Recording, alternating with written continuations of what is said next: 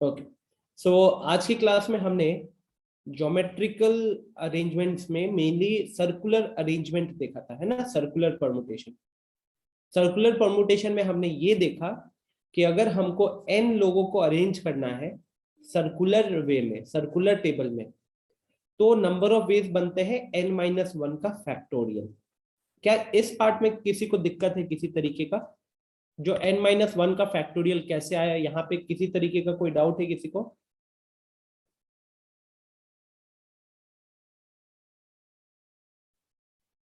यहां तक क्लियर है सब कुछ? पलक, प्रियांशु, विवेक, अमन, वहां तक में कोई दिक्कत नहीं थी ना? ठीक है, तो अभी क्या करेंगे अपन, ठीक है, तो ये वाले स्लाइड पे आज हमने अपनी क्लास को कहीं ना कहीं एंड किया था और अब चलते हैं नेक्स्ट स्लाइड पे। अब थोड़ा सा ध्यान से सुनना, because it's all about different cases, different situations. तो अगर हम सिचुएशंस को समझ जाते हैं तो हमारे लिए फायदा ये होगा कि हमको फॉर्मूलाज के फॉर्म में याद नहीं रखना पड़ेगा।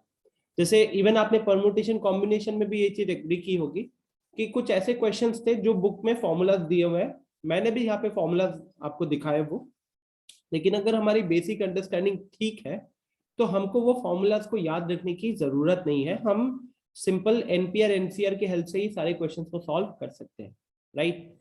तो यहाँ पे भी अब कुछ अलग अलग सिचुएशंस की बात होगी, और जब भी अलग अलग सिचुएशंस की बात होंगी तो उनके अकॉर्डिंग कुछ कुछ फॉर्मूलाज भी हो सकते हैं, ठीक है।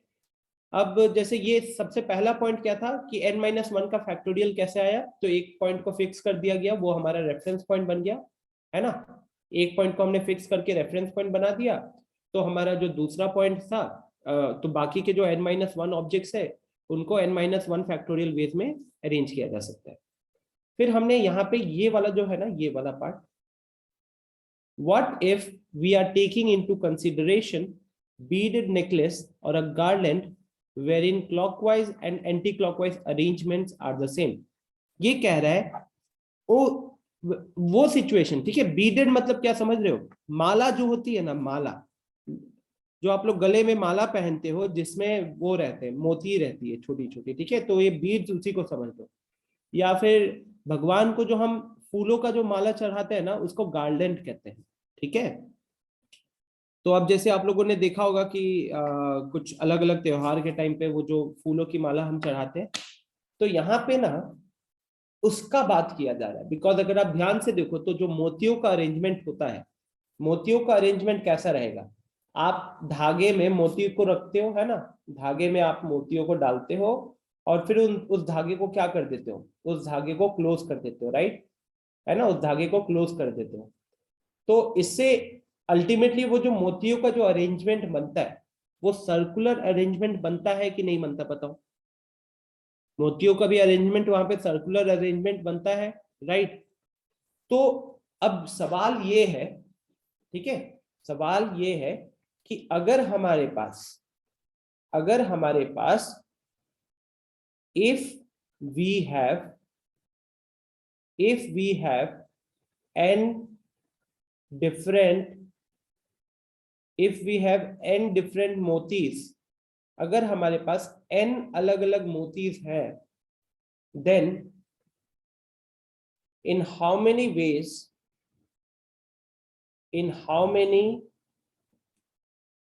ways the necklace can be made या the necklace can be arranged। अगर हमारे पास n अलग अलग मोतियां रखी हुई है ना, तो उनसे आप कितने नेकलेस अरेंजमेंट्स बना सकते हो।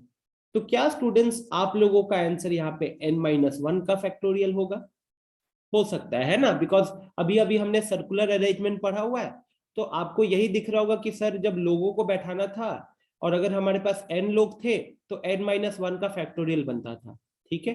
तो उस हिसाब से सर अगर यहाँ पे हमारे पास n मोतियां हैं और उनको अगर हम लोग एक नेकलेस के फॉर्म में सजाना चाहते हैं तो वहां पे भी n-1 का फैक्टोरियल होगा, है ना। ये एक लॉजिक आपके दिमाग में आ सकता है।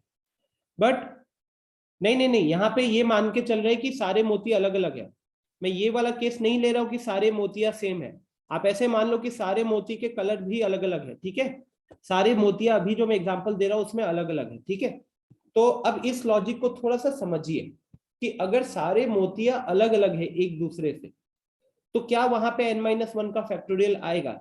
The answer is no. इसका आंसर नो क्यों है, ये समझने में आपको थोड़ी सी अपना मतलब ध्यान अच्छे से देना पड़ेगा। देखो, मोतियों के केस में क्या होता है ना, जैसे मान लो यहाँ पे आपने एक मोती रखी है, यहाँ पे आपने एक मोती रखी है, यहाँ पे आपने एक मोती रखी है, ठीक है।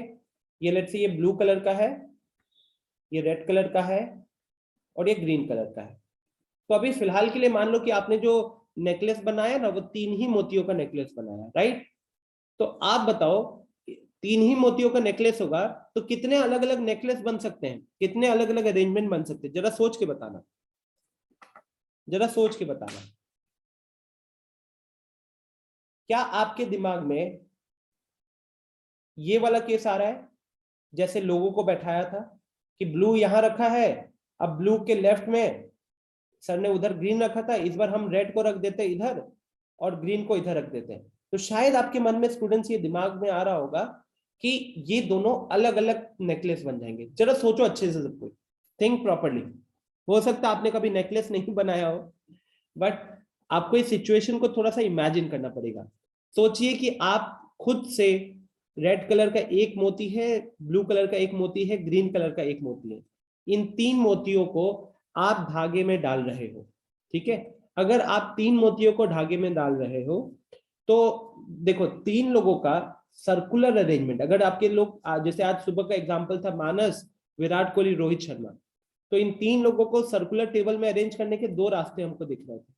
एक दिख रहा था कि मानस के लेफ्ट में विराट कोहली, राइट में रोहित शर्मा, या फिर दूसरा केस दिख रहा था मानस के लेफ्ट में रोहित शर्मा, राइट में विराट कोहली। ये 2 केसेस दिख रहे थे। तो हो सकता है कि आप उस लॉजिक को यहां पे भी अप्लाई करो, लेकिन इस लॉजिक में ना क्या है, माला के केस में क्या हो जाता जानते हो? आप इसको टर्न करोगे ना, इसको टर्न मतलब घुमा दोगे, टर्न कर दोगे, अपसाइड डाउन कर दोगे। टर्न अपसाइड डाउन मतलब एकदम उल्टा कर दोगे, पलट दोगे पूरा। तो अगर आप या ऐसे यहां पे लिख देता हूं, पलट दोगे। तो अगर आप स्टूडेंट्स इसको पलट देते हो तो आप बताओ तो कैसा अरेंजमेंट बनेगा? अगर पलटने से, क्या आप एग्री करोगे कि पलटने से ये ब्लू का तो ब्लू रहेगा, लेकिन यहां पे अब ग्रीन नहीं रह के यहां रेड आ जाएगा, और यहां पे रेड ना रह के ग्रीन आ जाएगा? टेल मी यस और नो। अगर आपके पास वो ब्लैक कलर वाला जो डायग्राम है, अगर आप उसको सिर्फ पलट देते हो तो पलटने से क्या ब्लू वाला डायग्राम आ जाएगा? पलटने से ब्लू वाला डायग्राम आ जाएगा, राइट। तो जरा ये बताइए कि हमने जब लोगों को अरेंज करते थे, जब हम लोगों को अरेंज करते थे तो ये वाला केस और ये वाला केस अलग अलग होता था। लेकिन इधर आप इस माला को पलट दोगे तो ऐसा शेप का आ जाएगा, वैसे भी पहन सकते हो, ऐसे भी पहन सकते हो। तो ये दोनों तो फिर एक ही अरेंजमेंट हुआ ना, दोनों तो फिर एक ही अरेंजमेंट हुआ। कोई 2 अलग अलग अरेंजमेंट बना क्या? 2 अलग अलग अरेंजमेंट नहीं बना। क्यों नहीं बना? क्योंकि वो जो ऊपर वाला अरेंजमेंट था उसको पलट दिए तो दूसरा अरेंजमेंट, दूसरा केस हमको दिख रहा है। लेकिन लोगों को जब बैठा रहे थे ना तो उनको उल्टा नहीं कर सकते हो। चेयर रखा हुआ है तो मानस, विराट कोहली और रोहित शर्मा, अब उसको उलट देने का मतलब क्या हो जाएगा? अब मानस का था नीचे, वो विराट कोहली का था नीचे, रोहित शर्मा का था नीचे। वो वाला केस तो वो अरेंजमेंट नहीं होगा ना। हम जब लोगों को सिटिंग करवाने की बात कर रहे हैं तो हाँ, सर ऊपर की तरफ है। तो लेकिन जब बात होती है नेकलेस बनाने की तो वहां पे तो फिर आप पलट के भी पहन सकते हो। वहां तो वो अलग अलग अरेंजमेंट नहीं है ना, वहां तो एक सिंगल अरेंजमेंट हुआ। तो ऐसे देखो तो हर एक केस को पलट के दूसरा केस बन जाए नेकलेस वाले केस में। तो नेकलेस वाले केस में इससे ये पता चल रहा है कि अगर हम लोगों को बैठाते थे, अगर मान लो x लोगों को बैठाने के 10 रास्ते हैं, अगर x लोगों को सर्कल में बैठाने के एग्जाम्पल के तौर पे 10 रास्ते हैं, तो x मोतियों को नेकलेस बनाने में अगर यूज करोगे तो 5 में काम हो जाएगा कि नहीं हो जाएगा? एक्स लोगों को एग्जाम्पल के लिए अगर सर्कुलर टेबल में बैठाना पड़ा तो 10 रास्ते निकल कर आए। तो अगर मुझे एक्स मोतियों को नेकलेस में बनाना पड़ा, अलग अलग नेकलेस देखना पड़ा, तो कितने अरेंजमेंट होंगे? क्या वो 10 अरेंजमेंट बनेंगे? क्लियरली दिख रहा है कि 10 अरेंजमेंट की जरूरत नहीं पड़ेगी। 5 अरेंजमेंट में हमारे सारे केसेस निपट जाएंगे कि नहीं निपट जाएंगे? टेल मी पलक, यस और नो?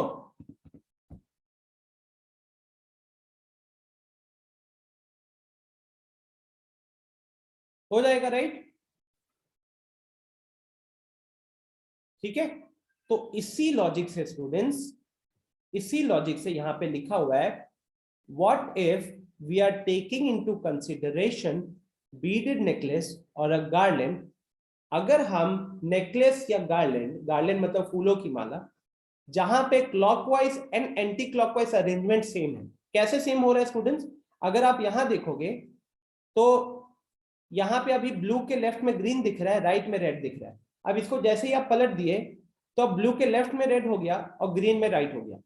तो यहाँ पे एक तरीके से अगर आप सर्कुलर अरेंजमेंट और क्लॉकवाइज और एंटी क्लॉकवाइज अरेंजमेंट देखोगे ना, तो दोनों में सेम है। मतलब देखो यहाँ पे अगर आप इस तरीके से देख रहे हो घुमा के, ठीक है, तो ब्लू के बाद ग्रीन, ग्रीन के बाद रेड, और यहाँ पे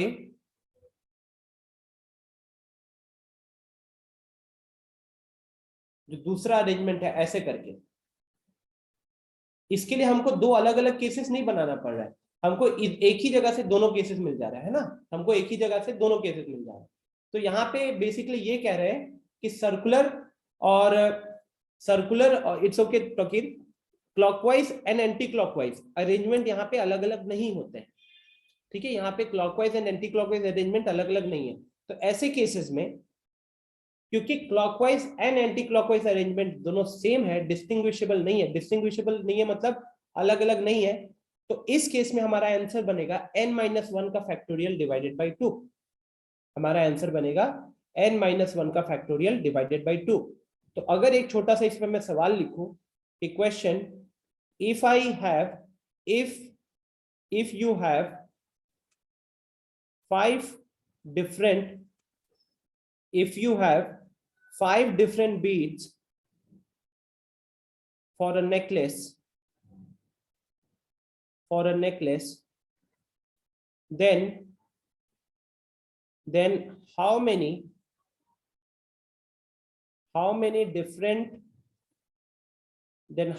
different arrangements, different arrangements of beads in the necklace,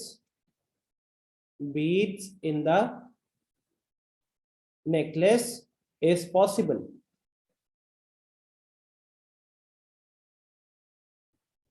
अगर हमारे पास 5 अलग अलग मोतियां हैं एक नेकलेस को बनाने के लिए, तो उस केस में कितने अलग अलग अरेंजमेंट पॉसिबल हो सकते हैं नेकलेस के अंदर? तो फॉर्मूले के हिसाब से हमको सिंपली क्या करना है, हमारा यहाँ पे n का वैल्यू 5 हो जाएगा। n का वैल्यू 5 हो जाएगा तो हमारे जो नंबर ऑफ अरेंजमेंट्स होंगे, ठीक है, वो नंबर ऑफ अरेंजमेंट्स हो जाएंगे n-1 मतलब 4 का फैक्टोरियल डिवाइडेड बाई 2। 4 का फैक्टोरियल 24, 24 बाई 2 12, मतलब कि 12 अलग अलग अरेंजमेंट पॉसिबल हो पाएंगे। ठीक है, 12 अलग अलग अरेंजमेंट पॉसिबल हो पाएंगे। कोई डाउट है किसी तरीके का? किसी तरीके का कोई डाउट आ रहा है आप लोगों को? क्लियर? तो स्टूडेंट्स क्या क्या ध्यान में रखना है कि अगर हम n लोगों को अरेंज कर रहे हैं, टॉकीर मेरे हिसाब से स्टूडेंट्स कितने लोगों को मेरा वॉइस लैग आ रहा है? हैंड रेस करना। कितने लोगों को मेरा वॉइस में लैग आ रहा है? हैंड रेस करना।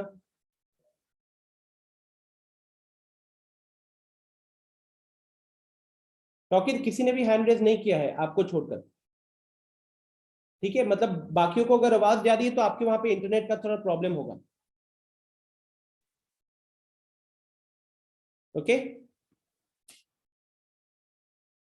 सो तो फाइनली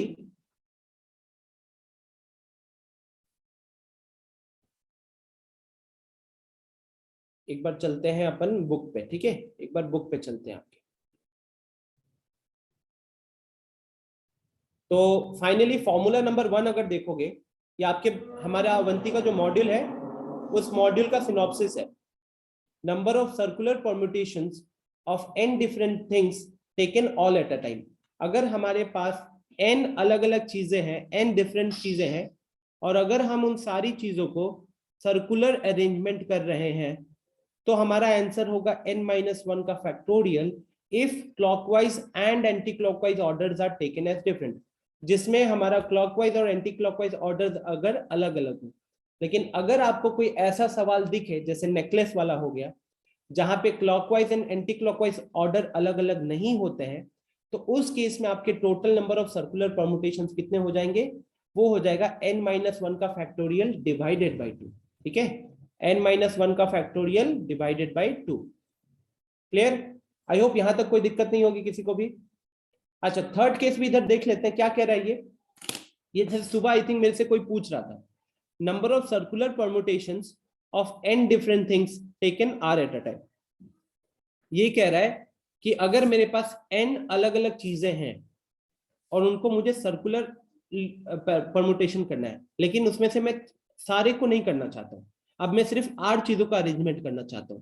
ऐसे सोच लो कि 10 लोग को खाना खिलाने के लिए ले गए थे, बट उस सर्कुलर टेबल पे 6 ही चेयर्स थे। तो अब उन 10 में से 6 को कितने तरीके से सर्कुलर टेबल में बैठा सकते हो? तो उसका आंसर क्या हो जाएगा?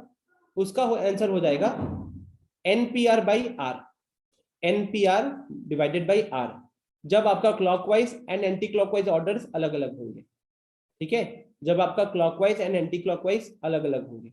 लेकिन अगर वो अलग अलग नहीं हुए, लेकिन अगर क्लॉकवाइज और एंटी क्लॉकवाइज नहीं हुआ, तो ठीक जैसे फॉर्मूला नंबर 2 में किए थे, यहाँ पे आपको ऊपर वाले केस का हाफ कर देना होगा।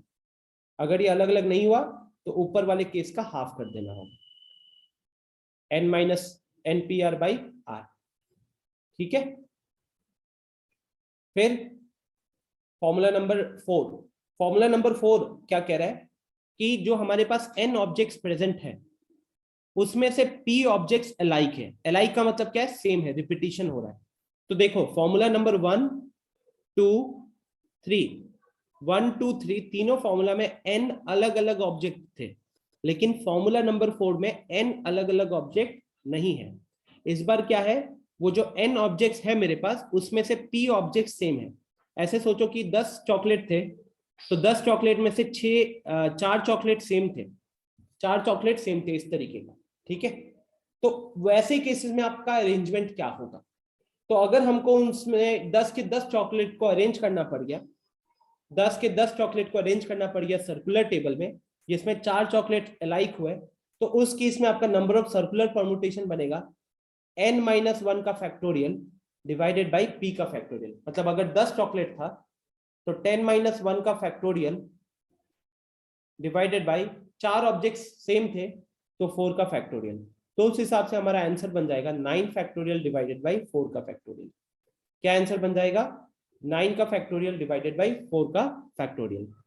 ये तब होगा आंसर जब क्लॉकवाइज एंड एंटी क्लॉकवाइज, मतलब उसको उल्टा पलट दोगे तो अलग अरेंजमेंट अगर आ रहा है, तो उस केस में आपका ये आंसर रहेगा। लेकिन अगर clockwise and anti clockwise arrangement same रहे, अगर एंटी क्लॉकवाइज और क्लॉकवाइज अरेंजमेंट सेम रहा, तो उस केस में हमारा आंसर क्या हो जाएगा? उस केस में हमारा आंसर हो जाएगा n-1 का फैक्टोरियल डिवाइडेड बाई 2p, मतलब वही पिछले वाले केस का आधा। तो अगर आप देखोगे तो फॉर्मूला नंबर 3 में 2 केसेस है, पहला केस का आधा सेकंड है। फॉर्मूला नंबर 4 में भी देखोगे, ये जो भी दिख रहा है उसका आधा यहाँ पे किया गया है। आधा कहाँ पे कर रहे हैं हम लोग? वहां पे कर रहे हैं जहां पे clockwise and anti clockwise orders अलग अलग हो रहे हैं। ठीक है, जहां पे भी आपको clockwise and anti clockwise orders अलग अलग दिखेंगे, वहां पे आप केसेस को हाफ कर दोगे। ठीक है, तो एक बार सारे फॉर्मूलास को क्लियरली देख लो। फर्स्ट फॉर्मूला क्या बन रहा है? So if I have n different objects का सर्कुलर अरेंजमेंट, जिसमें हम सारी चीजों को अरेंज कर रहे हैं, तो हमारा फॉर्मूला बनेगा n-1 का फैक्टोरियल, अगर clockwise and anti clockwise orders अलग अलग हैं। लेकिन वहीं पे अगर clockwise and anti clockwise orders अलग अलग नहीं हुए, तो आपको ऊपर वाले केस का आधा कर देना है। थर्ड फॉर्मूला क्या कह रहा है कि हम n चीजों को अरेंज कर, n अलग अलग चीजें हैं हमारे पास, लेकिन अब हम सबको अरेंज नहीं करना चाहते, हम उनमें से कुछ चीजों को अरेंज करना चाहते हैं, 8 चीजों को अरेंज करना चाहते हैं। तो क्योंकि उसमें से 8 चीजों को अरेंज करेंगे तो इस बार हम नॉर्मल एनपीआर लगाएंगे। यहाँ पे n-1 मत करना, यहाँ पे नॉर्मल एनपीआर करेंगे और उसको डिवाइड करेंगे किससे, r से डिवाइड करेंगे। ठीक है, अब सोचो, याद करो, अगर 10 लोग थे, है ना, 10 लोग, या ऐसे सोचो कि अगर मेरे पास 10 अलग अलग शर्ट्स पड़े हुए हैं, उनमें से 4 शर्ट्स को कितने तरीके से अरेंज किया जा सकता था, तो आंसर 10p4 होता था। लेकिन अब वही पे शर्ट्स को अगर सर्कुलर ऑर्डर में अरेंज करना पड़ गया तो आंसर हो जाएगा 10p4 divided by 4, npr divided by r। ठीक है, और ये रखा जाएगा वही जब क्लॉकवाइज और एंटी क्लॉकवाइज अलग अलग है। अगर मेरे पास 10 अलग अलग मोतियां हैं और उन 10 अलग अलग मोतियों में से मुझे 4 मोतियों का नेकलेस बनाना है, तो कितने अलग अलग नेकलेस बन सकते हैं, तो उस केस में मेरा आंसर हो जाएगा 10p4 divided by 2 into r। क्योंकि नेकलेस वाले केस में आप उसको पलट दोगे तो आपको आधे केसेस और वहां पे दिख जाते हैं। ठीक है, आखिर वाला question, out of n objects to be arranged in a circle p objects are alike. इसका ये मतलब है कि अगर मेरे पास 10 चॉकलेट्स थे तो उन 10 चॉकलेट्स में से मान लीजिए 4 चॉकलेट्स सेम थे, तो अगर मुझे उन 10 चॉकलेट्स का सर्कुलर अरेंजमेंट करना पड़ा तो मैं लिखूंगा 9 factorial divided by 4 factorial. 10 minus 1 किए तो 9 आया है, डिवाइडेड बाई 4 फैक्टोरियल। ये करेंगे जब उसको पलटने से अलग केसेस बन रहे हैं। लेकिन अगर यही नेकलेस वगैरह वाला क्वेश्चन हो जाएगा तो हमको यही 9 फैक्टोरियल बाई 4 फैक्टोरियल को क्या करना पड़ जाएगा, हाफ करना पड़ जाएगा। तो ये सारे फॉर्मूलाज पहले अपने को स्टूडेंट्स दिमाग में क्लियर रहने चाहिए। अभी भी खत्म नहीं हुआ है टॉपिक, ठीक है, ये तो इन्होंने यहाँ पे ये चीज बोली हुई है, लेकिन थोड़ा ऊपर चलते हैं। कोई सवाल है क्या अभी यहां तक, कोई डाउट किसी तरीके का?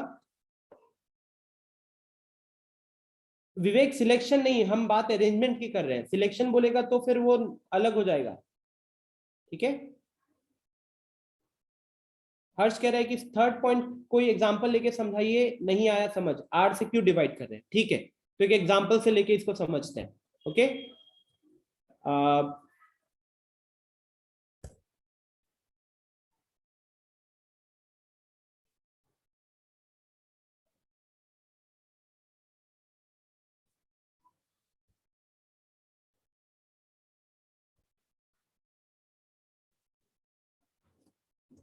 ये देखो हर्ष, मैंने देखा हुआ था मॉड्यूल में ये चीज। ये देखो, circular permutations of n different objects taken r at a time.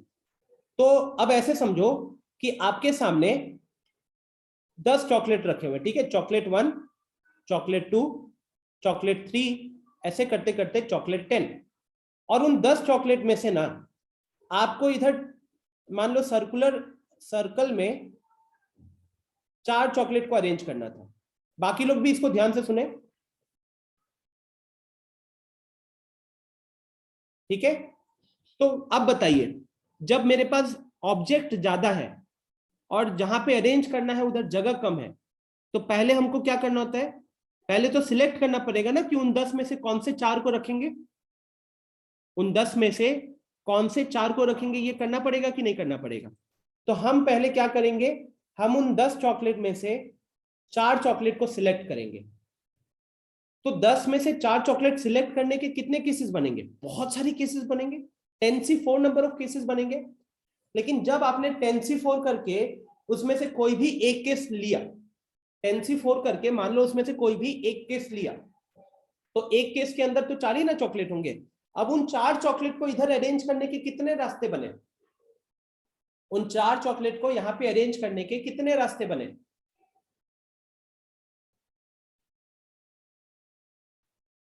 3 factorial में ही ना कर पाओगे, 3 फैक्टोरियल में करोगे कि नहीं करोगे, 3 फैक्टोरियल में ही होगा। तो 10c4 into 3 factorial is the correct answer. अब अगर मैं इस फॉर्मूले को सिंप्लीफाई करूं, देखो यहां पे वही लिखा हुआ है, एनसीआर इंटू आर माइनस 1 का फैक्टोरियल। एनसीआर क्या होता है, एनसीआर होता है n factorial divided by n minus r का फैक्टोरियल डिवाइडेड बाई r का फैक्टोरियल। और ऊपर क्या आता है, तो ऊपर आता है r माइनस 1 का फैक्टोरियल। ठीक है, ऊपर मतलब ये जो हम r माइनस 1 का फैक्टोरियल मल्टीप्लाई करते हैं। अब अगर आप इसको इसके साथ कैंसिल करोगे, है ना, इसको इसके साथ कैंसिल करोगे तो आपके पास नीचे क्या बचेगा, आपके पास नीचे बचेगा r, और ऊपर क्या बचा आपके पास, ऊपर बचा n factorial divided by n minus r का factorial into 1/r। Now n factorial divided by n minus r factorial, ये जो एक्सप्रेशन आपको दिख रहा है, इट इज एक्चुअली npr का expression, it is actually npr का expression. So you have npr divided by r as the solution. ये Poco M2 Pro कौन है? अभी आपने जो मैसेज किया ये कौन है? Poco M2 Pro, name change करो पहले।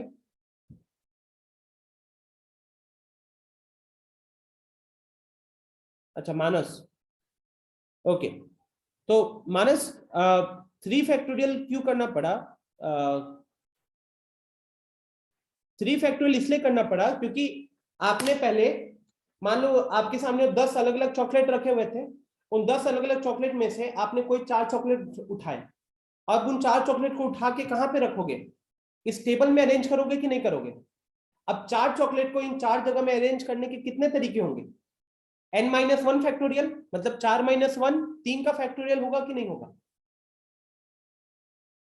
आया समझ में? अब आपने जैसे उन 10 में से कोई 4 चॉकलेट उठाया, तो एक सिलेक्शन का 3 फैक्टोरियल तरीके से अरेंजमेंट किया जा सकता था। तो कोई दूसरा 4 चॉकलेट अगर उठा के लाए हो, कोई दूसरा 4 चॉकलेट का सिलेक्शन लाए हो, उसका भी 3 फैक्टोरियल। मान लो आदित्य को भेजा, वो कोई दूसरा 4 चॉकलेट उठा के लाया, तो उसका 3 फैक्टोरियल। तो ऐसे 10C4 में से हर एक केस को अरेंज कितने तरीके से किया जा सकता है? 3 फैक्टोरियल से किया जा सकता है। इसीलिए टोटल नंबर ऑफ अरेंजमेंट्स क्या बन जाएंगे? 10C4 इंटू 3 फैक्टोरियल बन जाएगा कि नहीं बन जाएगा? आई बात समझ में? क्या ये लॉजिक सबको समझ में आ रहा है? Harsh, is this clear now? Mrigank, clear है?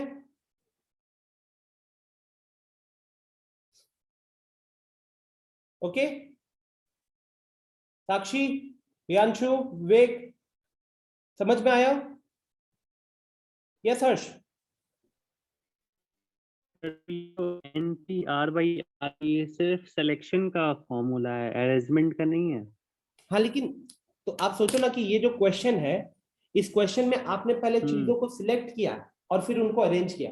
और एक्चुअली में ध्यान से अगर सोचो तो हमेशा यही किया जाता है।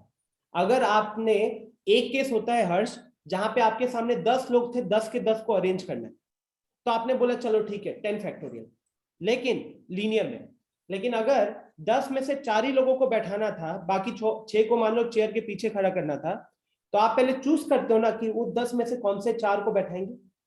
और उन 4 को फिर जब सिलेक्ट कर लिए तो उन 4 को चेयर पे बैठाने के कितने रास्ते होते हैं? होते हैं ना 4 फैक्टोरियल।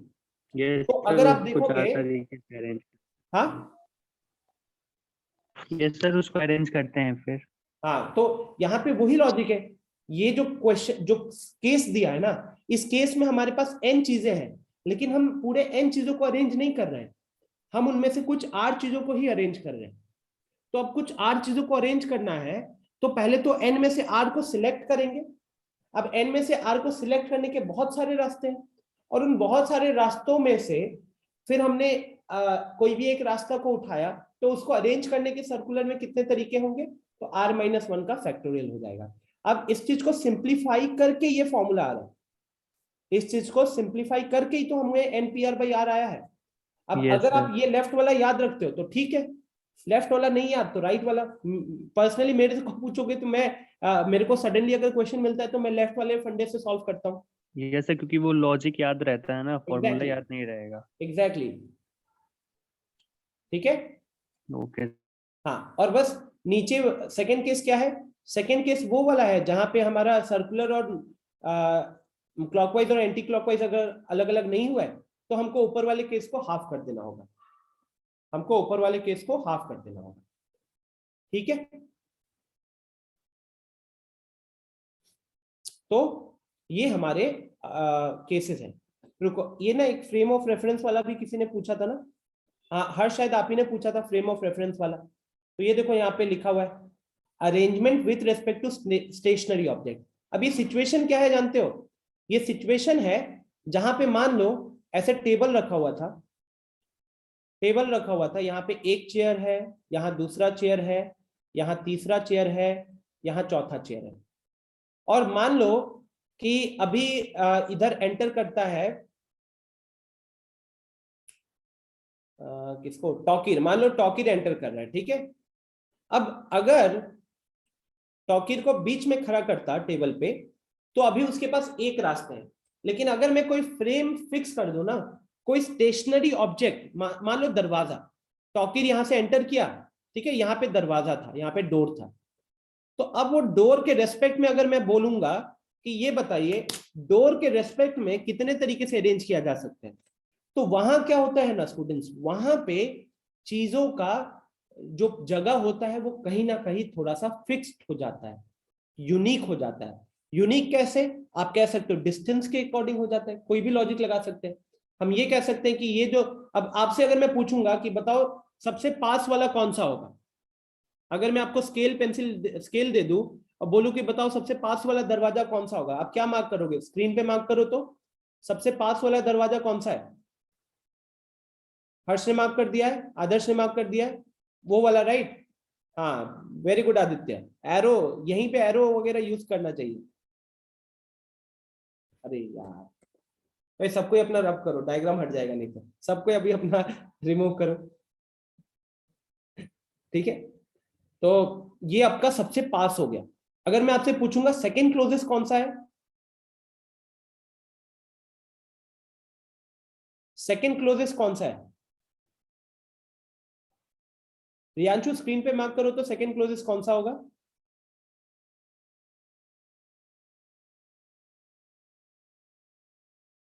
ठीक है, तो सबको पता चल रहा है ना। अब देखिए ये आप क्यों बता पा रहे हो, क्योंकि हमने यहाँ पे एक ऑब्जेक्ट फिक्स कर दिया और उसके रेस्पेक्ट में हम पोजीशन की बात कर रहे हैं, है कि नहीं, उसके रेस्पेक्ट में हम पोजीशन की बात कर रहे हैं। तो यहाँ पे स्टूडेंट्स वही चीज लिखी हुई, पढ़िए इसको जरा, arrangement with respect to a stationary object. So far, we have been considering the arrangements shown in the figure were both identical. वो necklace वाला था ऊपर, ठीक है. But if they are observed with respect to a stationary object in the room, such as door or the table itself, अगर हम कोई एक स्टेशनरी ऑब्जेक्ट के रेस्पेक्ट में देखेंगे ना, तो अब हमारा सारा का सारा जो पोजीशन है वो सब यूनिक पोजीशंस बन जाते हैं, जिसके कारण अब अरेंजमेंट्स भी यूनिक हो जाएंगे, जिसके कारण अरेंजमेंट्स भी क्या हो जाएंगे, यूनिक हो जाएंगे। तो क्योंकि अब वहां पे स्टूडेंट्स हमारे सारे पोजीशंस अलग अलग हो गए ना, तो अब भले ही आपको सर्कुलर टेबल में अरेंज करने का सवाल मिला हो, लेकिन आप वहां पे सारे फॉर्मूलाज लगाओगे लीनियर वाला। क्यों लगाओगे लीनियर वाला, क्योंकि अगर 10 चेयर था ना, दरवाजे के हिसाब से अगर देख रहे हैं, तो अब वो 10 के 10 चेयर का ना यूनिक पोजीशन हो चुका है दरवाजे के रेस्पेक्ट से। तो 10 चेयर पे सर्कुलर टेबल में 10 लोगों को अरेंज कितने तरीके से किया जा सकता है, तो 10 फैक्टोरियल तरीके से किया जा सकता है, ठीक है। तो यहाँ पे वही चीज लिखी हुई है, hence there will be as many different arrangements as there are linear arrangements if the circular permutations are with respect to a stationary object. ये कह रहा है कि अगर ऐसा कुछ सवाल हुआ जहां पे आपको परमुटेशन करना पड़ गया सर्कुलर टेबल में, लेकिन किसी फिक्स्ड ऑब्जेक्ट के हिसाब से, तो आप वहां पे डील करोगे लीनियर अरेंजमेंट के तरीके से पूरा। और इसीलिए therefore the number of ways in which n objects can be arranged around a circular table, इसीलिए n चीजों को एक सर्कुलर टेबल में अरेंज कितने तरीके से किया जा सकता है, if the arrangements are made with respect to the table, किसी चीज के रेस्पेक्ट में कितने तरीके से किया जाएगा, n फैक्टोरियल। ये फैक्टोरियल वाला n फैक्टोरियल देख सकते हो, लीनियर परमुटेशन वाला फॉर्मूला लग गया, ओके, लीनियर परमुटेशन वाला फॉर्मूला लग गया। बोलिए स्टूडेंट्स, क्या ये चीज आप लोगों को समझ में आ रही है,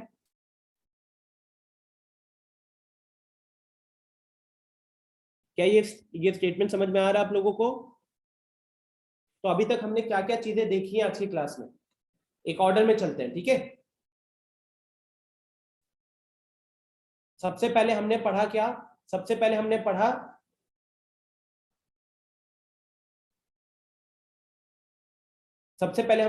n-1 का फैक्टोरियल, याद रखो सारे केसेस याद रखो। तो अगर आपको 10 लोगों को अच्छा, मैं आपको ना क्वेश्चंस देते रहता हूं और हम टाइप के साथ करेंगे। तो सबसे पहले हमने पढ़ा था कि 10 लोग हैं हमारे पास और एक सर्कुलर टेबल में अरेंज करना है। आंसर बताओ जल्दी से। 10 लोगों को सर्कुलर टेबल में अरेंज करना था, आंसर बताओ। कोई कंडीशन नहीं, कुछ नहीं, बस इतना ही बोला है, 10 लोगों को सर्कुलर टेबल में अरेंज करना है। कितना होगा आंसर? आदित्य सही है, हर्ष सही है, साक्षी गलत है, मृगंक सही है, आदर्श करेक्ट, विवांशु करेक्ट, रियांशु गलत, विवेक करेक्ट। गर्ल्स, दोनों गर्ल्स ने गलत आंसर दिया है।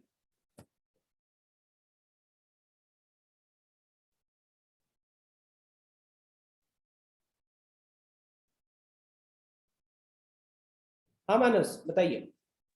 सर 10 को सर्कल में रखना है हाँ, तो अच्छा 1 मिनट। तब तो आंसर 9 फैक्टोरियल हो जाएगा कि नहीं? तब तो आंसर 9 फैक्टोरियल हो जाएगा, क्योंकि मैं कह रहा हूं 10 लोग हैं, 10 के 10 को अरेंज करना है सर्कुलर में। तो ये तो सीधा, ये जो आपके सामने जो केस दिख रहा है, ये वो वाला केस हो जाएगा। The number of circular permutations of n different things taken all at a time. इस इंग्लिश को हिंदी में समझो अपने मन में कि हम n अलग अलग चीजों को सर्कुलरली अरेंज करेंगे और सबको करना है। ऑल एट अ टाइम का मतलब क्या है? सबको करना है। तो 10 लोग थे, 10 के 10 को सर्कुलर टेबल में अरेंज करना है। कितने तरीके से होगा? 10 - 1 9 का फैक्टोरियल। अच्छा, ये था पहला चीज जो हम पढ़े थे। दूसरी चीज, अगर आपके इस हाथ में मैंने 10 अलग अलग मोतियां दे दी और मैंने आपसे पूछा कि उन 10 अलग अलग मोतियों से कितने अलग अलग नेकलेस के अरेंजमेंट बन सकते हैं, तब आपका आंसर क्या होगा? वेरी गुड हर्ष। 10 मोतियां दे दी और उन 10 मोतियों से कितने अलग अलग नेकलेस के अरेंजमेंट बन सकते हैं? वेरी गुड आदर्श, करेक्ट है। आदित्य करेक्ट है, विवेक सही है। 4 लोगों का करेक्ट आंसर आ चुका है। विवांशु गलत, मोतिया है ना यहाँ पे, नेकलेस वाला क्वेश्चन बन गया। साक्षी करेक्ट, माइनस गलती हो रही है। अब ये आ जाएगा ये वाला टाइप। नेकलेस वाले में क्या होता है कि उसका क्लॉकवाइज और एंटी क्लॉकवाइज अरेंजमेंट अलग अलग नहीं होते हैं। तो इस केस में हमको n-1 फैक्टोरियल को 2 से डिवाइड करना होता है। तो इसीलिए हमारा आंसर बनेगा 9 फैक्टोरियल डिवाइडेड बाई 2। ठीक है, आंसर बनेगा 9 फैक्टोरियल डिवाइडेड बाई 2। जो लोग थोड़ा लेट आए हैं, क्लास के बाद रिकॉर्डिंग अपलोड कर दूंगा, सुन लेना। मैंने स्टार्टिंग में डिस्कस किया है, ये जो चीजें यहाँ पे लिखी हुई दिख रही हैं, ये सब उसी को लेकर किया है कि n-1 फैक्टोरियल डिवाइडेड बाई 2 कैसे आ रहा है। नेकलेस के केस में क्या होता है कि आप नेकलेस को पलट दोगे ना तो एक नया अरेंजमेंट दिखता है। बट वो मान लो कि आपने जैसे यहाँ पे मैंने रखा है, यहाँ पे मैंने रखा कि आपके पास अगर 3 मोतियां है, ब्लू रेड ग्रीन, तो ये एक अरेंजमेंट हो गया। और इसी को देखो, टर्न अपसाइड डाउन, पलट दोगे तो आपको मिलेगा ब्लू ग्रीन रेड। ऊपर था ब्लू रेड ग्रीन, लेकिन अब है ब्लू ग्रीन रेड। तो यहाँ पे आपका वो जो सर्कुलर, वो जो क्लॉकवाइज और एंटी क्लॉकवाइज की बात कर रहे हैं ना, वो क्या होता है? वो ये होता है कि यहाँ पे ये क्लॉकवाइज और ये एंटी क्लॉकवाइज। ये देखो, क्लॉकवाइज देख पढ़ो तो ब्लू ग्रीन रेड, यहां पढ़ो ब्लू ग्रीन रेड। तो ये इसमें हमारा क्लॉकवाइज और पलट दिया तो इसका एंटी क्लॉकवाइज। ये दोनों के दोनों क्या दिख रहे हैं? सेम दिख रहे हैं। तो इस लॉजिक से हमारा डिवाइडेड बाई 2 बन जाता है, क्योंकि ये दो अलग अलग केसेस नहीं है, दोनों एक ही केस है। एक ही को पलट दिया तो वो हमने बनाने के दौरान मोतियों को थोड़ी ना अलग अलग तरीके से डाला था, वो तो हमारा जब नेकलेस बन गया उस नेकलेस को पलट के हम पहन रहे थे। ठीक है, तो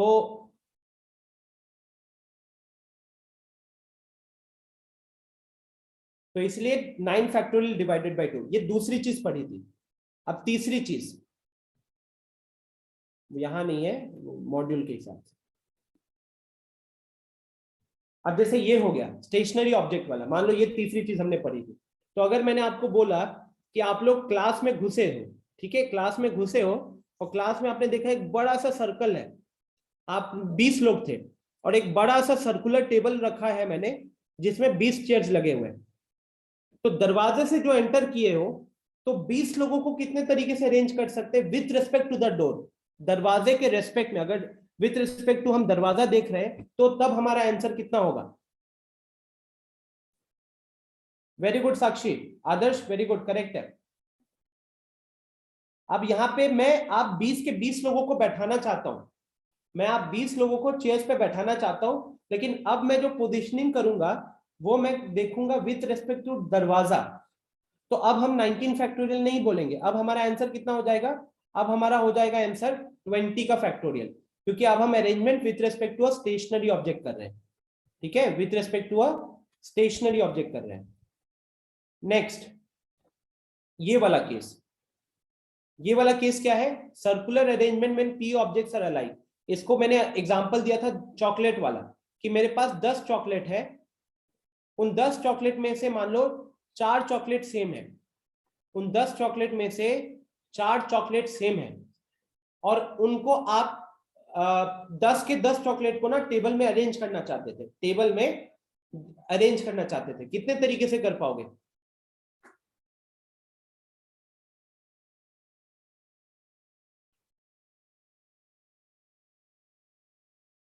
वेरी गुड हर्ष, साक्षी करेक्ट है, पलक करेक्ट है, विवांशु सही है, आदित्य सही है,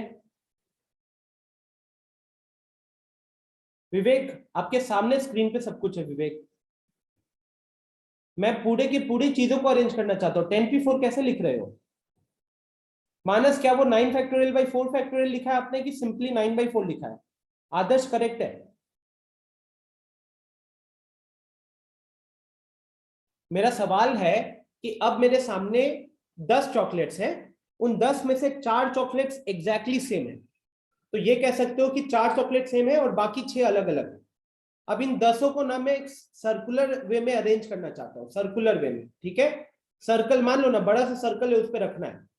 ठीक है, तो कितने तरीके से आप 10 के 10 चॉकलेट को सर्कल पे अरेंज कर सकते हो? तो ये वाला फॉर्मूला लग जाएगा, n-1 मतलब 10-1, 9 का फैक्टोरियल डिवाइडेड बाई p का फैक्टोरियल। p मतलब यहाँ पे कितनी चीजें सेम है, कितनी चीजें सेम है, तो 9 factorial divided by 4 factorial.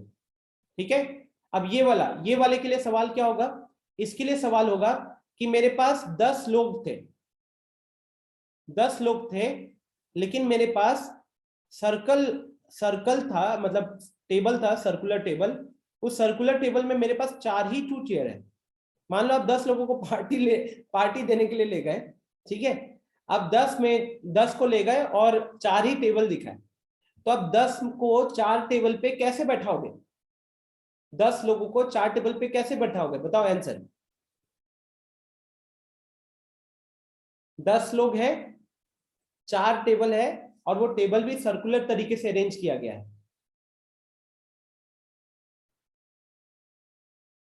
Vivanshu 10p4/r है, 10p4/r है। या तो आप ऐसे बोलो, या तो आप बोलो 10c4 इंटू 4 फैक्टोरियल, ये चलेगा, या तो लेफ्ट हैंड साइड वाला हिस्सा बोलो, या फिर आप राइट हैंड साइड वाला हिस्सा बोलो। ठीक है, या तो ये बोलो या फिर 10p4 डिवाइडेड बाई 4 बोलो, दोनों से आपको आंसर सेम मिलेगा। हाँ जी आदित्य बोलिए।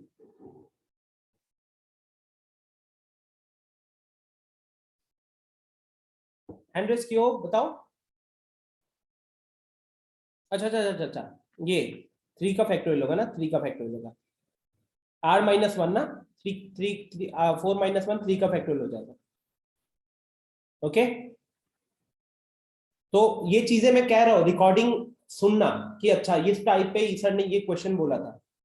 इसमें क्या हो जाएगा, मान लो आपको मैंने 10 अलग अलग मोतियां दी है। ठीक है, 10 मोती दिए हैं, जिसमें से 4 मोती एग्जैक्टली सेम है, 4 मोती एग्जैक्टली सेम है। तो अब उन 10 मोतियों, सॉरी, इस नहीं नहीं यहाँ पे ये नहीं बनेगा। मैंने आपको दिए हैं 10 मोती, लेकिन उन 10 मोतियों में से आपको 5 ही मोती यूज करके बनाना है नेकलेस। क्या करना है, 10 मोती दिया है, लेकिन 5 मोती का कितना नेकलेस बनेगा? 5 मोती का कितना नेकलेस बनेगा। तो अब आपका आंसर क्या होने वाला है?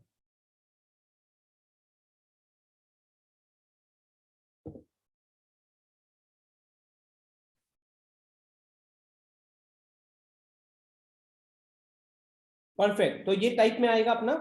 अब हम बोलेंगे 10p4 10p4 sorry 10p5 divided by 2 into 5। अगर आप राइट हैंड साइड से बोल रहे हो, अगर आप लेफ्ट हैंड साइड का लॉजिक लगा रहे हो तो 10c5 into 4 का फैक्टोरियल 10c5 into 4 का फैक्टोरियल डिवाइडेड बाई 2। ठीक है, तो मैं ये सारे जो सिचुएशंस को बोल रहा हूं ना रिकॉर्डिंग में, आपको ये आप ऐसा करना कि वीडियो मत देखना, खाली सुनना ऑडियो, और जो मैं सवाल बोल रहा हूं उसको दोबारा आंसर करने की कोशिश करना। अगर आप सही आंसर कर पाए मतलब आपको वो समझ में आ गया है फॉर्मूला। मतलब देखो कहीं पे भी ना आपको फॉर्मूला रटना नहीं है, वो सिचुएशंस को इमेजिन करना है फॉर्मूले में, फिर उसके अकॉर्डिंग क्या चेंज हुआ है इसको समझना है। क्योंकि गाइज आपने इतने सारे क्वेश्चन कर लिए तो आप देख ही चुके हो कि फॉर्मूलाज को हमको सिचुएशन के हिसाब से थोड़ा थोड़ा चेंज करते रहना पड़ता है कि नहीं? ऐसा नहीं कि आपको सवाल मिलेगा और आपको ये सोचते रहना है कि इसमें कौन सा फॉर्मूला लगेगा। फॉर्म डायरेक्ट एप्लीकेशन फॉर्मूला वाले पूरे पेपर में 20 से 30% होते हैं। ठीक है, पूरे पेपर में 20 से 30% होते हैं, वो भी मतलब कि कुछ छोटा मोटा कैलकुलेशन करना होता है तब जाके फॉर्मूला लगता है। ठीक है, ऐसा आपको सवाल जेई में तो नहीं मिलेगा जहां पे शायद 1-2 क्वेश्चन मिल जाए जहां पे क्वेश्चन पढ़ा पट से कोई फॉर्मूला लगाया आंसर आ गया। मैथ्स में ऐसा बहुत रेयर होगा। ओके, तो नेक्स्ट इज, इसी के साथ मतलब हमने सारे केसेस कवर हो गए। मतलब ये बता रहा हूं मैं, ये एक्सेस केसेस है, इतना केसेस आपको बुक्स वगैरह में भी रेयर देखने को मिलते हैं। तो अब देखिए यहां पे मैंने एक और केस रखा हुआ है स्लाइड में, अरेंजमेंट अराउंड अ। हर्ष कह रहा है कि अच्छा सर लोग पीएनसी को हार्ड बोलते हैं, ये तो इजी है। हर्ष, जैसे मैंने बताया कि इट्स ऑल अबाउट आईक्यू, कितनी जल्दी चीजें हिट करती है ना किसी को, उसके हिसाब से टॉपिक इजी या डिफिकल्ट हो जाता है। ठीक है, जैसे personally I like this topic, but मैंने खुद देखा हुआ है लोग छोड़ देते हैं टॉपिक को लास्ट में। ठीक है, तो अगर आपको हिट कर रहा है तो that is a very good thing, that shows कि आप बहुत जल्दी केसेस को सोच पा रहे हैं।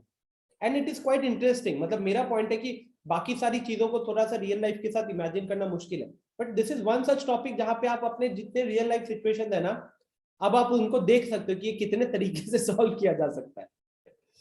ओके, तो चलो तो एक बार सबको ये पढ़ो, तो सबको ये पढ़ो 2 मिनट के लिए, ध्यान से पढ़ो, समझने की कोशिश करो, खाली रीडिंग मत मारो।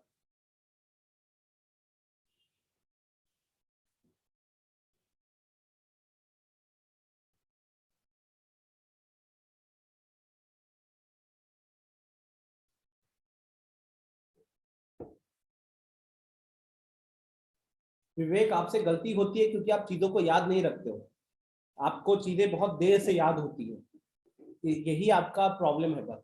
वो जिस दिन सुधर जाएगा, आप जितना मेहनत करते हो आपके भी मार्क्स अच्छे आने लग जाएंगे।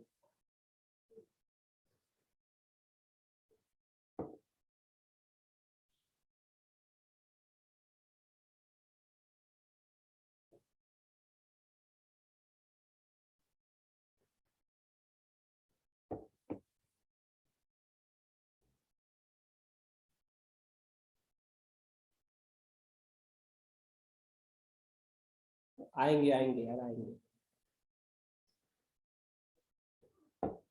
क्या गलती हो रही है आपसे, आप अपनी गलतियों को देखते रहो, उसको ध्यान में रखो ताकि अगली बार वो गलतियां ना हो।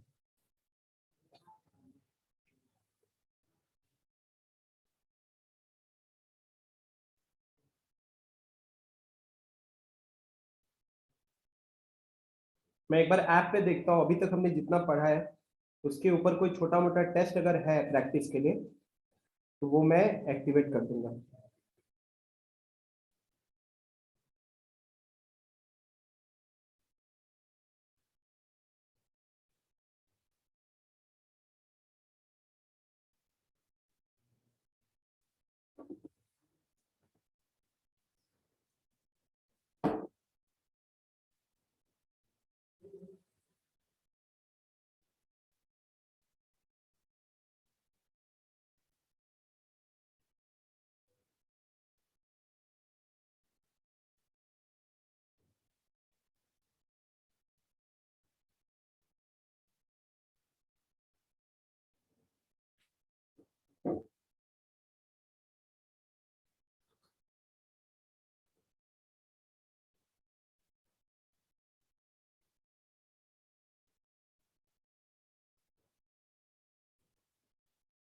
हाँ गाइस है यहाँ पे, ठीक है। तो क्लास के बाद मैं यहाँ पे ना टेस्ट एक्टिवेट कर दूंगा, प्रैक्टिस टेस्ट रहेगा जो आप कल शाम तक दे सकते हो, ठीक है। कल रात के मान लो 10 बजे तक का टाइम डाल दूंगा।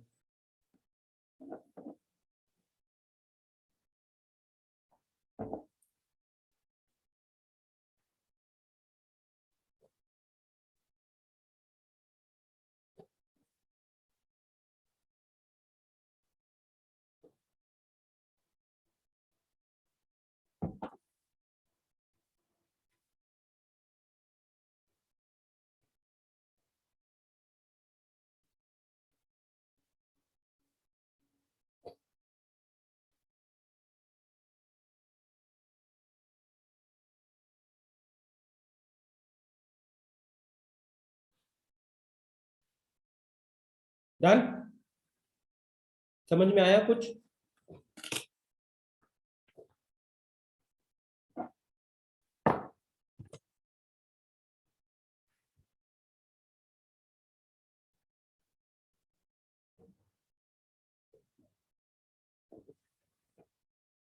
विवेक, सवाल, आप पता है क्या होता है दिक्कत?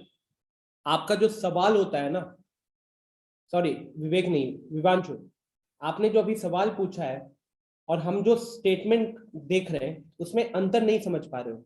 यहाँ पे लिखा हुआ है if n people are to be arranged around a p-sided regular polygon such that each side of the polygon contains the same number of people।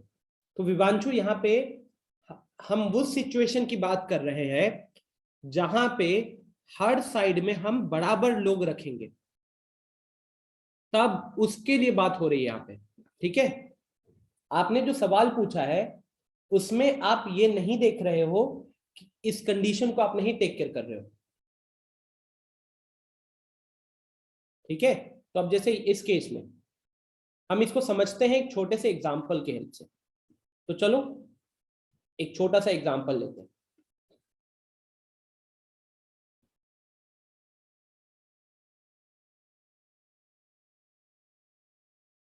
मान लो मुझे 6 लोगों को बैठाना था इस ट्रायंगल में, और ये एक इक्विलेटरल ट्रायंगल है। 6 लोगों को बैठाना था इस ट्रायंगल में और ये इक्विलेटरल ट्रायंगल है। तो मान लो 1 2 को यहां बैठाए, 3 4 को यहां बैठाए, 5 6 को यहां बैठाए, ओके। अब जरा खुद ही सोच के बताओ,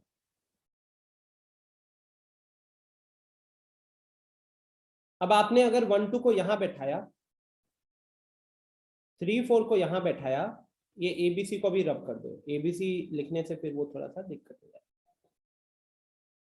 3 4 को यहां बैठाया, 5 6 को यहां बैठाया, क्या ये अलग अलग केसेस होंगे? क्या ये अलग अलग केसेस होंगे अभी के लिए? नहीं ना, ये दोनों क्या है, सेम केसेस है, राइट। तो this happened because of the side. ये किस लिए हुआ? अब देखो, सर्कुलर अरेंजमेंट की जब हम बात करते थे तो सर्कल क्लोज्ड होता है, close polygon, right. Circle closed होता है, तो वहां पे क्या होता था कि हम एक को फिक्स करते थे तो बाकी n-1 फैक्टोरियल लीनियर अरेंजमेंट होता था। इस केस में क्या लॉजिक बता रहा है सवाल, ये स्टेटमेंट कह रहा है कि अगर आपको n पीपल को अरेंज करना है एक पी साइडेड पॉलीगन में, तो अभी मैंने एग्जांपल लिया है n की जगह पे 6 ले लिया, कि अगर 6 लोगों को 6 पीपल को अरेंज करना है एक 3 साइडेड पॉलीगन में, 3 sided triangle, such that each side of polygon contains the same number of people. ऐसे अरेंज करना है कि हर साइड पे बराबर नंबर ऑफ पीपल बैठेंगे, मतलब मान लो हर साइड पे हम 2 2 लोगों को ही बैठाएंगे, तो उस हिसाब से हमारे नंबर ऑफ अरेंजमेंट्स कितने बनेंगे? तो हमारे नंबर ऑफ अरेंजमेंट्स बनेंगे n factorial divided by p। मतलब हमारे मेरे एग्जांपल के हिसाब से n फैक्टोरियल मतलब 6 का फैक्टोरियल हो गया, और p मतलब 3 से डिवाइड करेंगे, है ना, p मतलब 3 से डिवाइड करेंगे। तो 6 फैक्टोरियल का वैल्यू 720 होता है, 720 बाई 3 240, मतलब 240 अलग अलग तरीके से आप 6 लोगों को इस ट्रायंगल में बैठा सकते हो, जहां पे हर साइड में आप 2 2 लोग को ही बैठा रहे हो, 240 तरीके से, ठीक है। अब सोचो लीनियर होता 6 टू सीधा एक स्ट्रेट लाइन में चेयर लगा हुआ है, तो 6 फैक्टोरियल सीधा 720 तरीके। लेकिन वहीं पे अगर वो 6 लोगों को एक सर्कुलर टेबल पे बैठाना है, तो सर्कुलर टेबल पे बैठाने का तरीका है 5 फैक्टोरियल 120। लेकिन अगर उन 6 लोगों को ऐसे ट्रायंगल में बैठाना है ताकि हर एक टेबल पे क्या कहते हैं, हर एक टेबल पे आपका इक्वल नंबर ऑफ लोग बैठे, तो वही बन रहा है 6 फैक्टोरियल बाई 3 बन रहा है। और ये चीज एकदम अच्छे से वेरीफाई कैसे कर सकोगे जानते हो?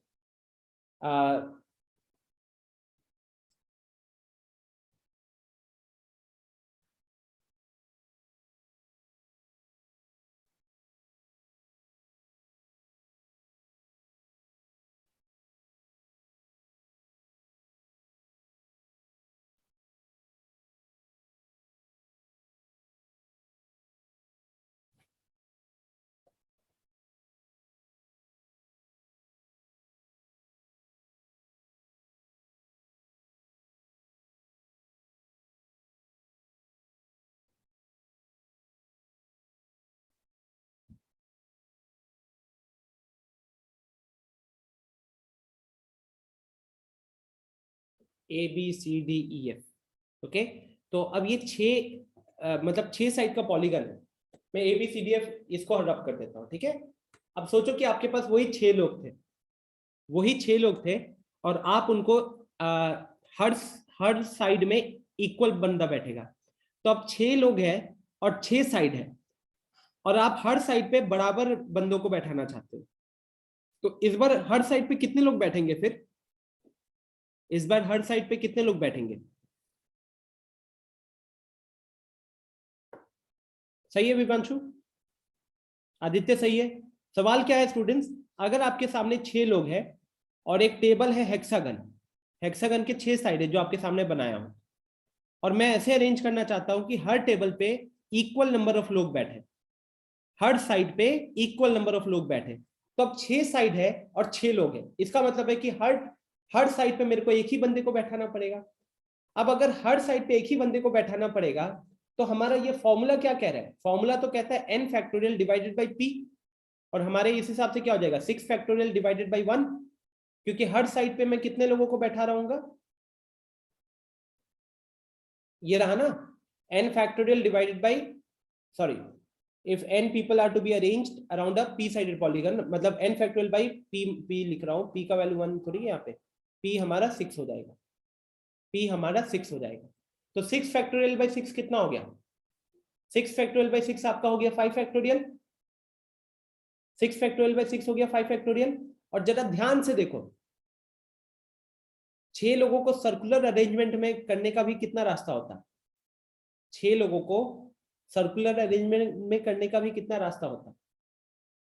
5 फैक्टोरियल ही होता कि नहीं होता? तो प्रॉपर बन रहा है ना, मतलब एक तरीके से ये सर्कल के साथ प्रॉपरली फिट हो गया, क्योंकि अब हम लोग देख सक रहे हैं कि कुछ हेक्सागन होने का कोई खास फायदा हुआ नहीं, हम एक टेबल पे एक को ही बैठा रहे। ठीक है, तो टोटल आपने देखोगे अगर कायदे से, तो कायदे से हमने इस मॉड्यूल को, अवंती के मॉड्यूल में, ये एक केस, ये 2 केस, यहाँ पे 1 2, अब इसमें 2 केसेस है, 3 4, और यहाँ पे है 5 6। लेकिन 2 जो है 1 के ऊपर डिपेंड कर रहा है, 4 जो है 3 के ऊपर डिपेंड कर रहा है, 6 जो है 5 के ऊपर डिपेंड कर रहा है। एंड इसके अलावा इस मॉड्यूल में अभी हमने देखा ये रेगुलर पॉलीगन में, ठीक है, रेगुलर पॉलीगन के लिए देखा तो 6 फैक्टोरियल बाई मतलब n फैक्टोरियल बाई p। तो ऐसे अगर खाली फॉर्मूला करके देखोगे तो 7 है, बट एक्चुअली में सारी चीजें सर्कुलर अरेंजमेंट से ही रिलेटेड है। ये जो रेगुलर पॉलीगन है ये ज्योमेट्रिकल, ये थोड़ा सा हट गया, आगे के जो 6 है वो प्रॉपर सर्कुलर है, सर्कुलर प्रॉपर सर्कुलर, ये सर्कुलर नहीं है, पॉलीगन है, मतलब क्लोज फिगर तो होगा, लेकिन अब यहाँ पे स्ट्रेट लाइंस, क्योंकि पॉलीगन्स क्या होती है, polygons are closed figures made up of line segments, जैसे कि स्क्वायर हो गया, इक्विलेटरल ट्रायंगल हो गया, या कोई भी ट्रायंगल हो गया, कोई भी ट्रायंगल उठा लो, कोई भी क्वाड्रिलेटरल उठा लो, वो सब पॉलीगन्स होते हैं।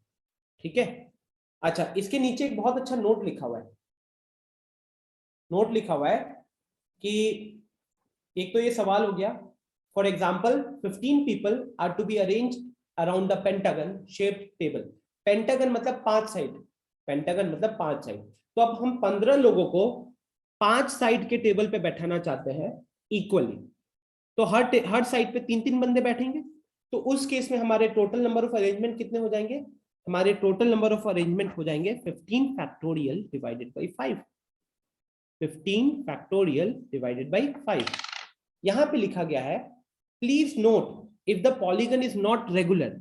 अगर वो रेगुलर पॉलीगन नहीं हुआ तो उस केस में आपके जो नंबर ऑफ अरेंजमेंट होंगे वो n फैक्टोरियल होंगे, irrespective of the sides of the polygon.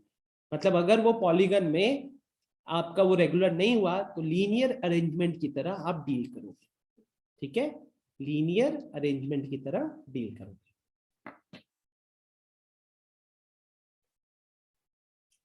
क्यों ऐसा लॉजिक सिंपल सा ये कह सकते हो कि जैसे मान लो ये स्क्वायर है, अब अगर इसके चारों साइड इक्वल है ना, तो जब पहला बंदा के लिए कोई खास ऑप्शन नहीं है, ऐसे सोचो पहले बंदे के लिए कोई खास ऑप्शन नहीं है, लेकिन वहीं पे अगर मैंने ट्रपीजियम बना दिया या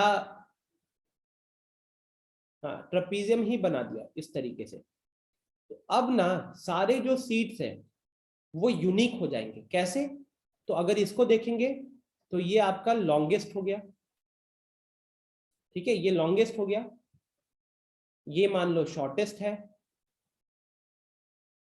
अब अगर जो बंदा यहां बैठेगा उसके राइट में लॉन्गेस्ट है, उसके लेफ्ट में शॉर्टेस्ट है। जो बंदा यहां बैठेगा उसके अब राइट में शॉर्टेस्ट है, लेफ्ट में लॉन्गेस्ट है। तो सारे के सारे साइड्स अब एक तरीके से यूनिक बन जाएंगे अगर एक भी साइड इरेगुलर निकल कर आ गया तो। ठीक है, सो क्या सारे कॉन्सेप्ट्स क्लियर है? अब चलते हैं फिर कुछ क्वेश्चंस की तरफ। चलिए सब कोई अपना मॉड्यूल खोलिए, मॉड्यूल खोलिए, पेज नंबर आइए 11 पे, पेज नंबर 11 पे आइए। Pre reading exercise, pre reading exercise.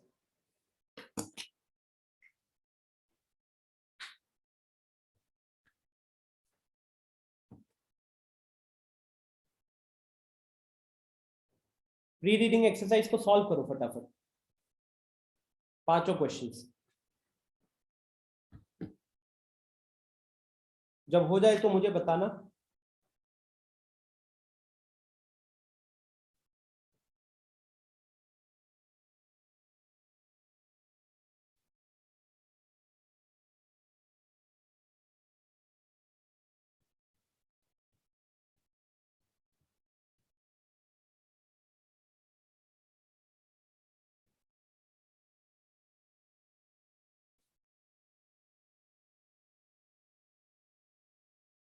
बताइए हर्ष।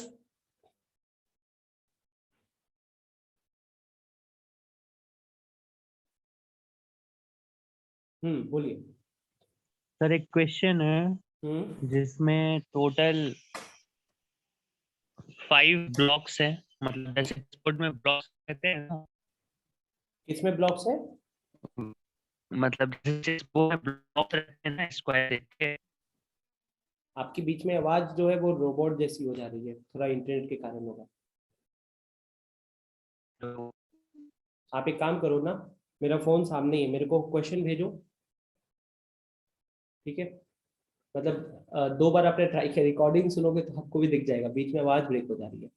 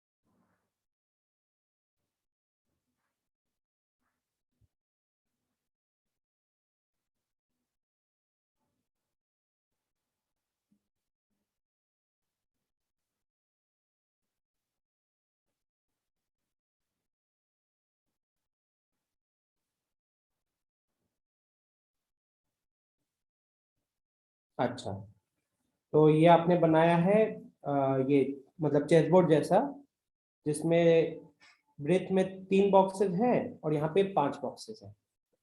तो बताइए क्या है सवाल फिर।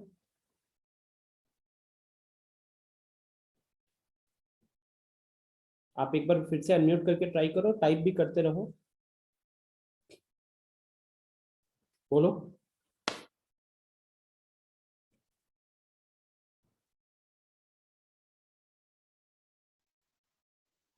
कर लिए तो हो चैट आदित्य? में हाँ हाँ हर्ष, क्या कह रहे हो? तो चैट में भेज दिया। अच्छा, मतलब कहाँ पे भेजे हो? अच्छा, number of ways to go from A to B. Okay, चलो अब इस क्वेश्चन को यहीं पे डिस्कस कर लेते हैं। स्टूडेंट्स, अगर आपने ये पांचों क्वेश्चन कर लिए हैं तो बढ़िया है। आई थिंक इसमें कोई दिक्कत नहीं होगी, आप आंसर के साथ वेरीफाई कर लेना। डायरेक्ट ये सारे के सारे question is direct application of formula. ठीक है, ये सारे के सारे क्वेश्चन जो है डायरेक्ट एप्लीकेशन ऑफ फॉर्मूला है। ठीक है, तो एक सवाल करते हैं जो हर्ष ने पूछा है।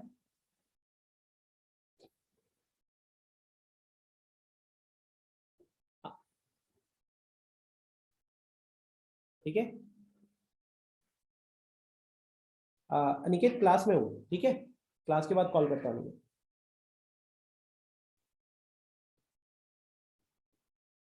हाँ, सो सबको इस क्वेश्चन को देखिएगा, पहले का आया वो क्वेश्चन है ये, वैसे सिमिलर टाइप। 1 2 3 4 5।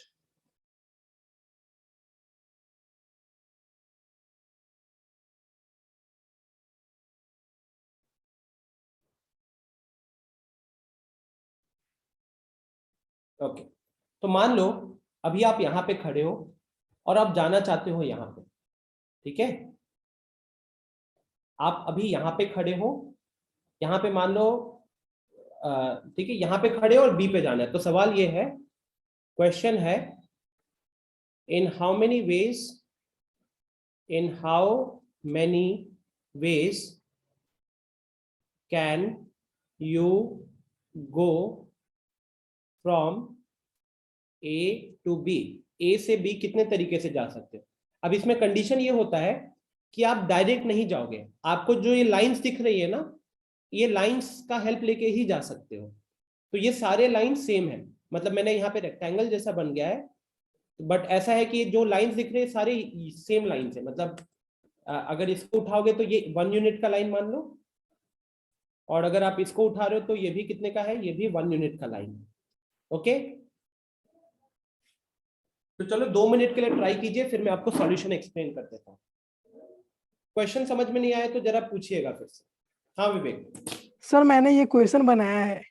अच्छा ठीक है, तो चैट में आंसर बोलो, यहाँ कुछ मत बोलो। ठीक है।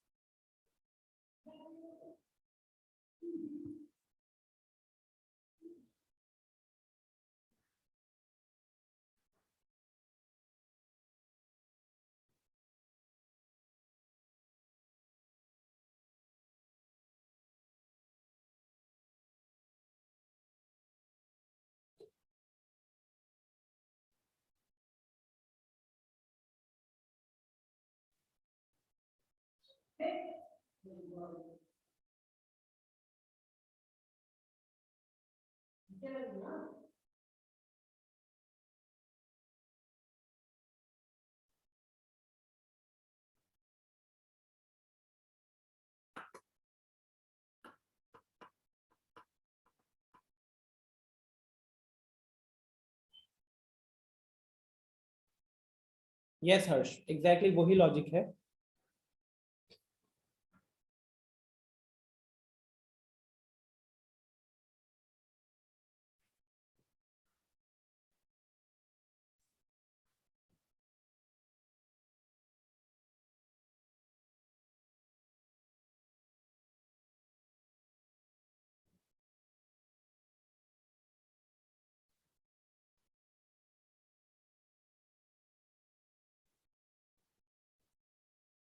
चलो विवेक, आप मेरे को एक्सप्लेन करो कैसे सॉल्व किए हो।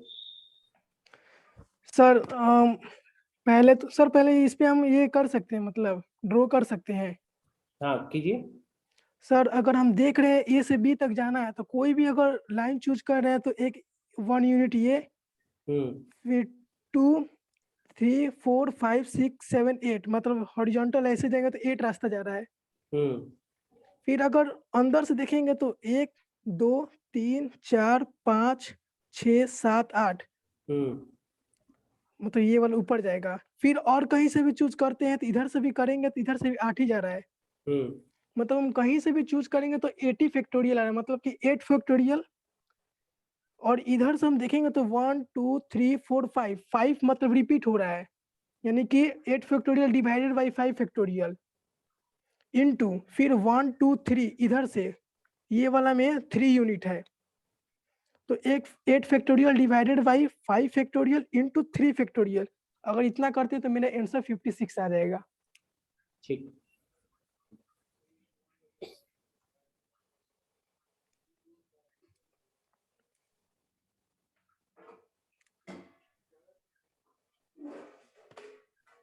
देखिए कितना टाइम हो रहा है, 6:48। वेट कर सकते हैं 2 मिनट, कोई दिक्कत नहीं है, ट्राई कीजिए फिर मैं आपको एक्सप्लेन करता हूँ। बहुत हद तक जैसे विवेक ने बताया वैसा ही होगा।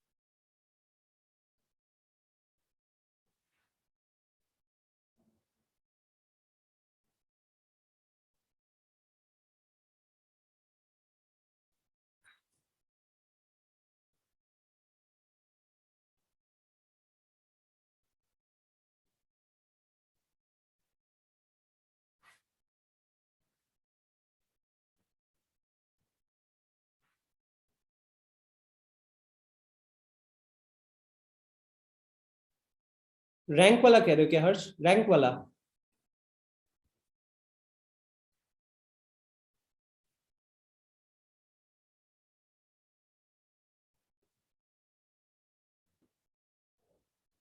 अच्छा, तो वो तो मैं अब ध्यान में रखूंगा एंड नेक्स्ट क्लास में पक्का बताऊंगा, नेक्स्ट क्लास के स्टार्टिंग में, लेकिन मुझे याद दिला देना। अभी बताने से ना फिर आधे से ज्यादा लोग नहीं है, एक्चुअली 23-24 लोग रहते हैं, अभी 10 लोग हैं,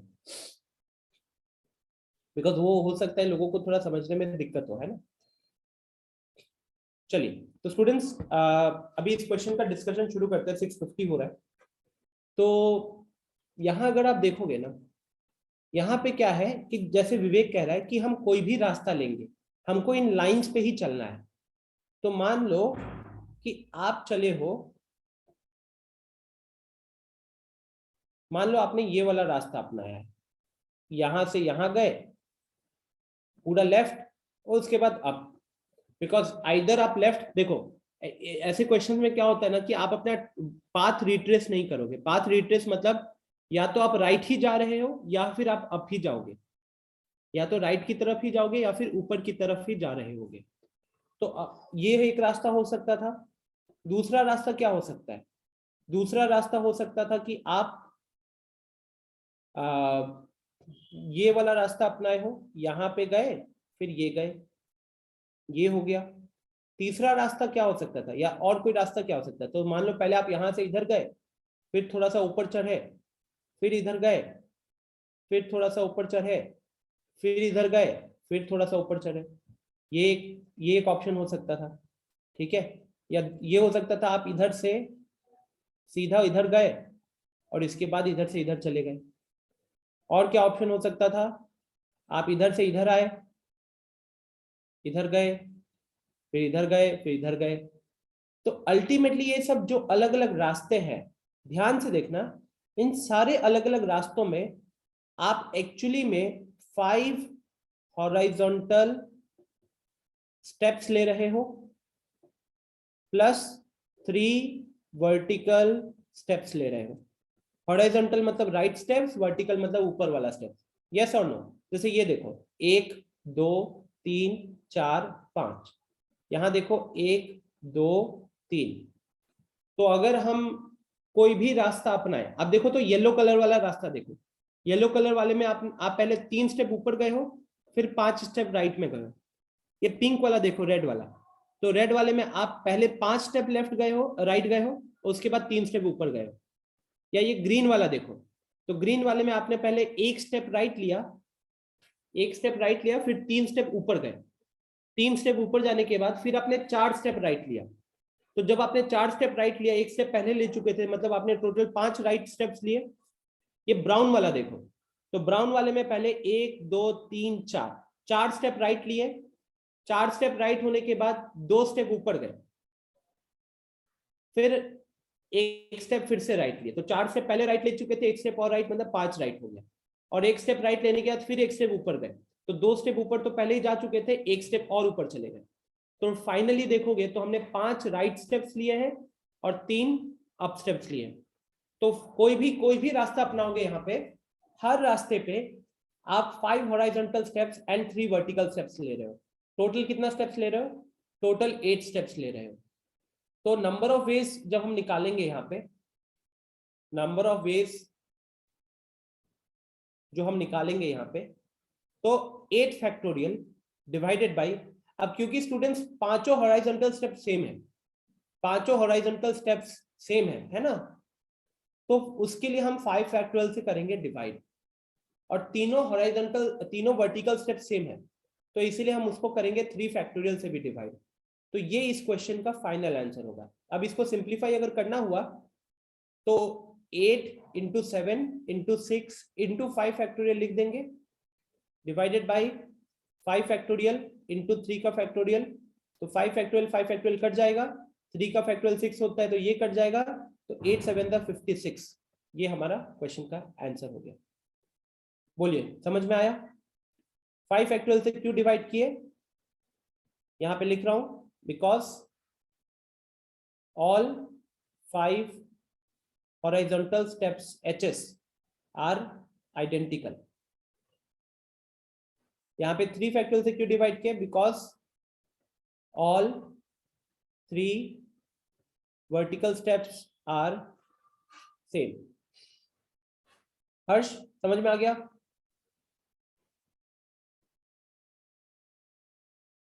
ओके। तो स्टूडेंट्स क्या ये सबको क्लियर है?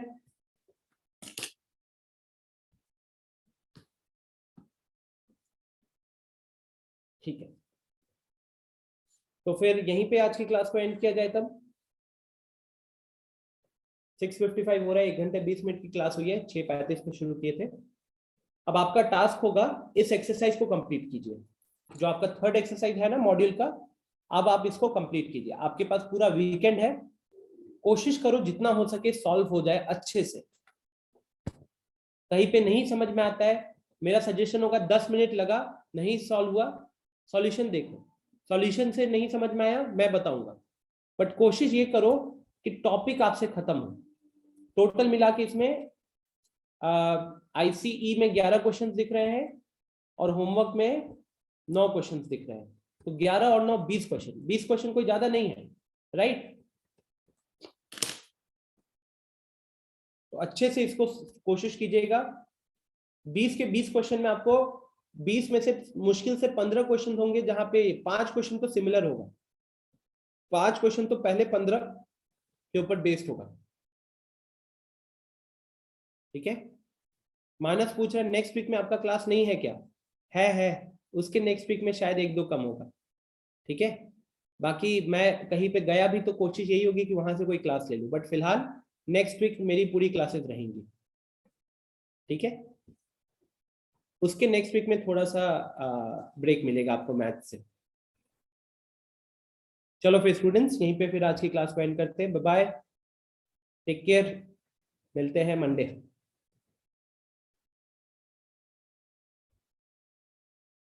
Good night, good night.